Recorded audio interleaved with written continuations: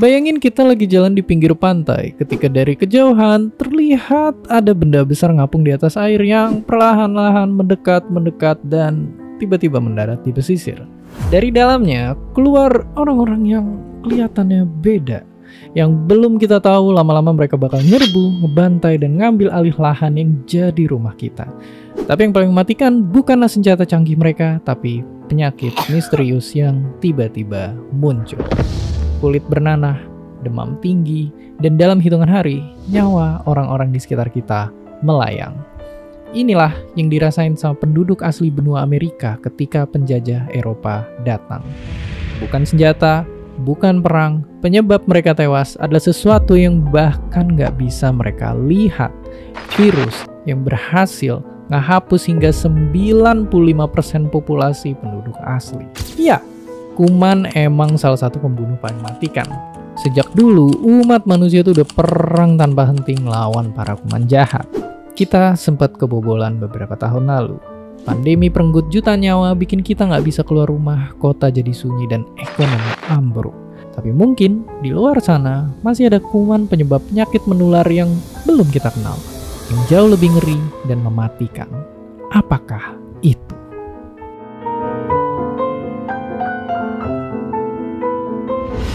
Dalam perang melawan kuman, para peneliti adalah petarung garis terdepan.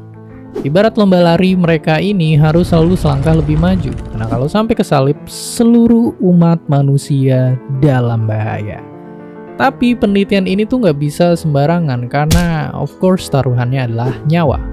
Jadi ya, ketika meneliti, para ilmuwan harus ngelindungin diri sendiri biar nggak ketularan. Atau lebih parahnya, salah-salah kuman penyakit bisa nyebar dan bikin bencana besar. Makanya butuh tempat yang super ketat, markas rahasia, dan super aman buat meneliti sang musuh kita. Lab dengan tingkat keamanan tinggi. Mereka dibagi berdasarkan level-level yang ada. Tapi nggak cuma jenis kumannya, ada banyak faktor lain. Misalnya tingkat penyebaran, kecepatan berkembang biak, sampai kekuatan mutasi. Jadi siap-siap, ayo kita berkunjung masuk ke markas-markas ini.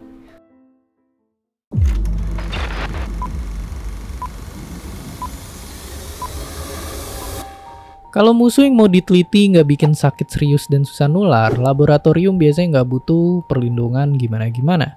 Karena mungkin kalian pernah lihat atau bahkan datang ke lab-lab kayak gini di sekolah atau kampus. Nah, buat masuk, kita harus pakai perlengkapan sederhana kayak gini. Terus kita juga nggak boleh bawa alat-alat rias karena bisa jadi tempat tumbuh bakteri. Terus nggak boleh juga makan karena takut makanannya terkontaminasi. Terus juga harus selalu bersihin tangan dan area kerja sebelum ninggalin lab biar nggak ada bakteri yang nyisa. Salah satu kuman yang diteliti di lab ini adalah kuman diare, yang meski bikin penderitanya ribet bolak-balik kamar mandi, tapi sebenarnya gampang banget buat dilawan. Dan dari awal, mereka juga susah buat masuk ke tubuh kita. Cuma bisa lewat makanan yang kotor atau lewat tangan yang jarang dicuci. Neliti kuman di lab ini tuh ibarat kayak main sama hamster. Nggak bahaya, tapi tetap ada resiko kecil kena gigitannya.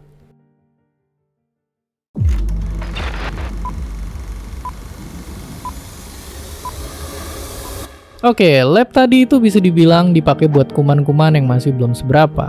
Sekarang coba lihat ini, HIV. Penyakit yang sampai sekarang belum ditemuin obatnya. Atau ada juga rabies. Penyakit yang tingkat kematiannya hampir 100%. Sekali kena dan telat ditanganin, nggak ada jalan keluar. Terus apakah kita butuh lab ketat dan alat tempur super buat meneliti penyakit semengerikan ini?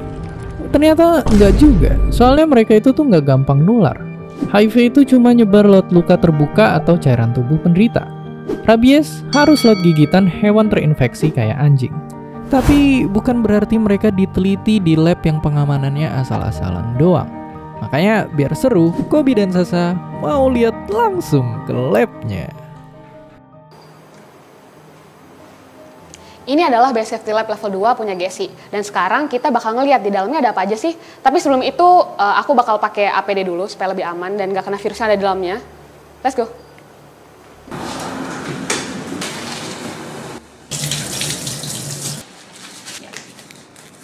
Masuk. Oke mas. Jadi sebenarnya di sini tuh sistem keamanannya kayak gimana sih, Mas? Di sini tuh aman banget ya, jadi kayak bahkan dari pintu aja dia bisa self closing. Oh ini ya, jadi jadi nggak usah kita giniin lagi. Betul, jadi dia self closing. Terus kalau misalnya secara masuk ke lab sendiri, itu tuh kita ada akses terbatas. Jadi kita cuma bisa pakai kartu atau sidik jari orang-orang lab.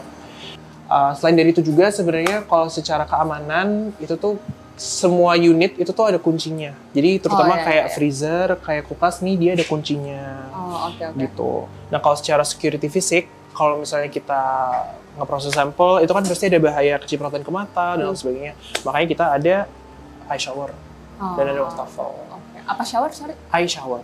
Eye shower. Oh, itu jadi itu buat langsung ke mata. Betul. Ya? Jadi kalau ditekan dia langsung nyiprat ke mata gitu. I see. Oke. Gitu. Nah, terus kalau secara security sampelnya, kita tuh ngeproses sampel pakai alat ini namanya Biosafety Cabinet atau BSC. BSC. Jadi ini tempat kita manipulasi semua sampel, nggak boleh di meja terbuka.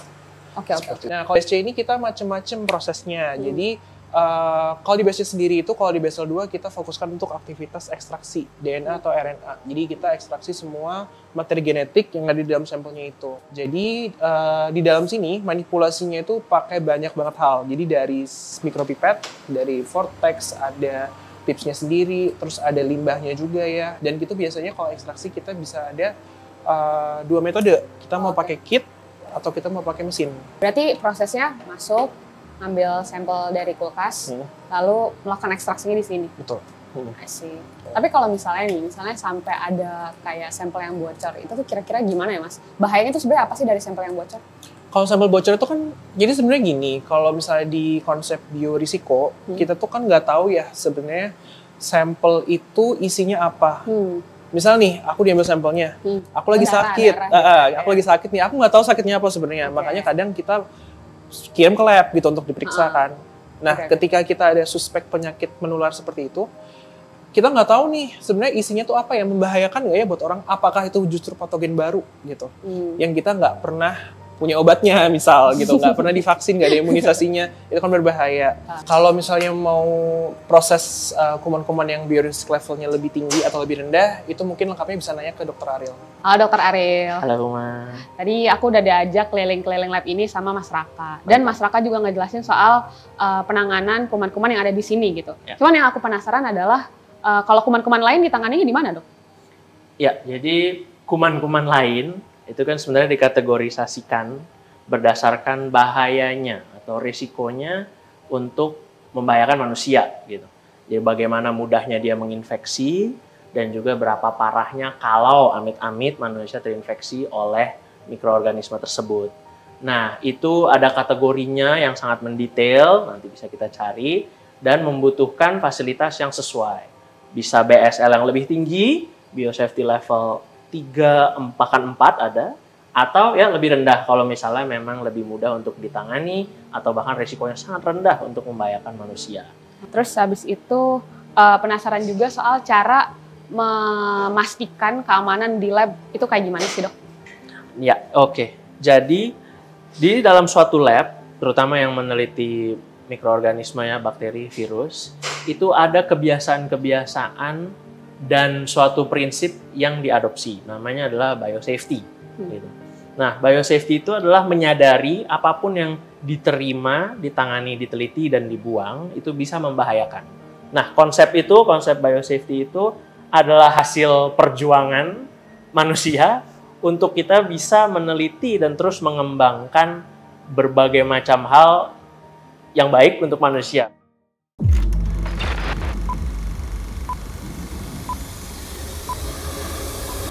Oke, virus-virus yang diteliti di lab-lab tadi itu ibaratnya masih musuh biasa, belum big boss, apalagi final boss. Kita itu ternyata punya tempat khusus buat ngelawan para bos kuman, markas dengan sistem pengamanan ketat.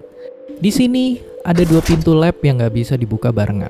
Satu pintu harus ketutup rapat dulu sebelum buka yang lain, biar udaranya nggak bocor. Para peneliti juga nggak bisa langsung turun tangan neliti kuman. Mereka latihan dulu pakai air, mirip pilot yang latihan dulu sebelum terbang. Dan di sini nggak ada yang kerja sendirian, harus ada seenggaknya 1 teman buat jaga-jaga. Mereka juga harus pakai baju tempur yang saking tertutupnya bikin ngomong jadi susah. Para peneliti pun akhirnya berkomunikasi pakai sinyal tangan. Sampah bekas penelitian nggak bisa asal dibuang, yakni harus dipanasin dulu buat mastiin nggak ada musuh yang lolos. Sistem ventilasi yang narik udara ke dalam kayak di lab sebelumnya nggak boleh mati sedetik pun.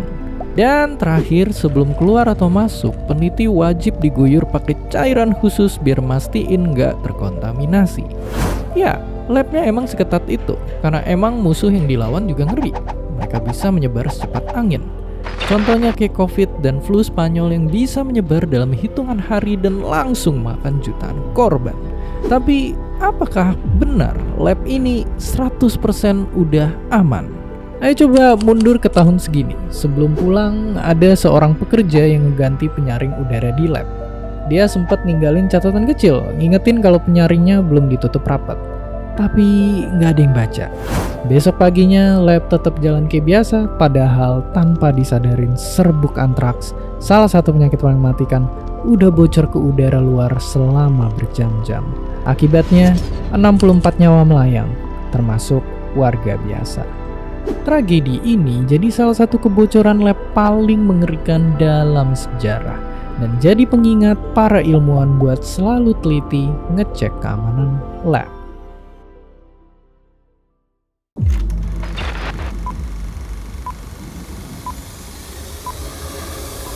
Sampai sini semua musuh yang kita lawan udah bikin bulu kuduk merinding. Tapi masih ada yang lebih ngeri lagi.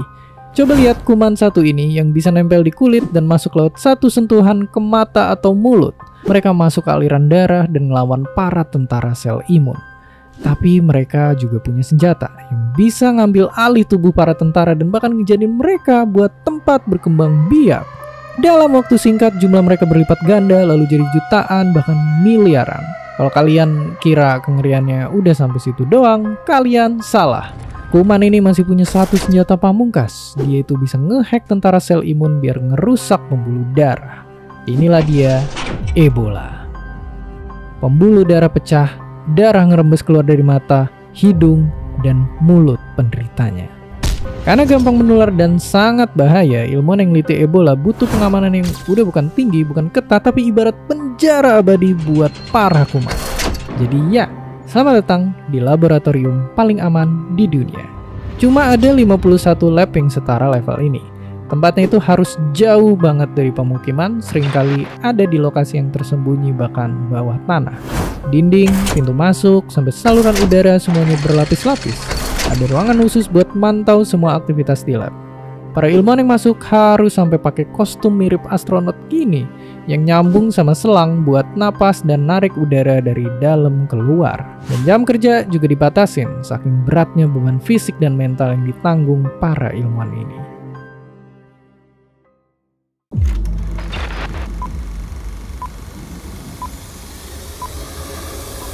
Semua teknologi canggih tadi adalah pengorbanan biar kita bisa tahu cara menangin perang melawan kuman penyakit menular. Di beberapa daerah dengan akses air bersih yang terbatas, resiko kenanya itu lebih tinggi. Misalnya di Afrika, malaria itu masih merajalela dan Ebola belum juga reda. Di Indonesia, TBC juga masih menghantui. Tapi sekarang, perang kembali memanas karena muncul bakteri yang lebih kuat dan kebal obat. Tapi ilmuwan nggak akan nyerah. Mereka nyiptain senjata baru buat ngelawan kuman, yakni pakai kuman. Soalnya ternyata ada virus yang bisa ngebunuh bakteri jahat. DNA mereka bisa diotak-atik dan bikin virus itu lebih akurat nyerang bakteri yang mau dituju. Atau ada juga vaksin yang bisa ngajarin sel imun kita buat ngelawan kuman. Ya, perang masih terus berlangsung dan menurut kalian siapakah pemenangnya? Penyakit menular telah menjadi bagian dari sejarah panjang umat manusia. Dampaknya terasa begitu nyata. Di balik semua ini, ada sekelompok orang yang bekerja sama untuk tujuan mulia, memahami, mengendalikan, menghentikan, atau bahkan mencegah penyebaran penyakit-penyakit ini. Namun, perjalanan ini penuh perjuangan dan tidaklah tanpa resiko. Inilah mengapa konsep biosafety sangat penting. Karena dalam ilmu pengetahuan, keselamatan adalah langkah pertama menuju kemajuan yang bermanfaat bagi seluruh umat manusia. Zaman dulu, penyakit menular itu sering disalahpahamin karena jumlah korban yang gak sedikit. Banyak yang anggap kalau ini tuh kutukan, bahkan sihir. Tapi ada juga yang penasaran ngamatin fakta yang terjadi. Misalnya kayak om satu ini. Waktu itu di London tuh banyak banget orang kena demam tinggi, muntah, diare, bahkan sampai meninggal. Penyebabnya juga masih misterius. Sebagian nyalahin udara kotor, yang lain percaya kalau itu kutukan dari langit. Tapi Om John punya pemikiran lain. Dia ini mulai neliti tempat-tempat korban berjatuhan dan narik kesimpulan kalau ternyata salah satu pompa air di sana itu tuh terkontaminasi kotoran manusia. Akhirnya pegangan pompa dicopot biar orang-orang nggak ngambil air dari sana. Hasilnya jumlah penyakit langsung turun drastis. Sampai zaman sekarang pun masih ada orang yang percaya mitos atau teori konspirasi daripada bukti ilmiah soal penyakit dan bahkan ngebahayain orang di sekitar mereka. Ya, penyakit menular menunjukkan pentingnya punya pola pikir sains dalam menghadapi masalah yang ada. Mungkin inilah cara terbaik kita buat menangin perang melawan kuman berbahaya. Dan seperti biasa, terima kasih.